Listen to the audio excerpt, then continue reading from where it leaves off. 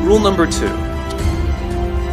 In the 18th century, there was something that spread across Europe and eventually made its way to America called puerperal fever, also known as the Black Death of childbed.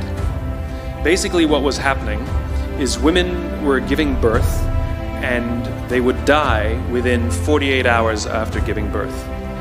This Black Death of childbirth was the ravage of Europe, and it got worse and worse and worse over the course of over a century. And these doctors and men of science wanted to study and try and find the reason for this Black Death of childbed, and so they got to work studying, and they would study the corpses of the women who had died.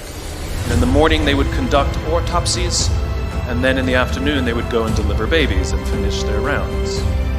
And it wasn't until somewhere in the mid-1800s that Dr. Oliver Wendell Holmes realized that all of these doctors who were conducting autopsies in the morning weren't washing their hands before they delivered babies in the afternoon. And he pointed it out and said, "Guys, you're the problem." And they ignored him and called him crazy for 30 years. Until finally somebody realized that if they simply washed their hands, it would go away.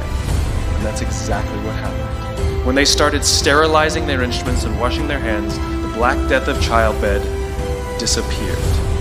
The lesson here is, sometimes you're the problem.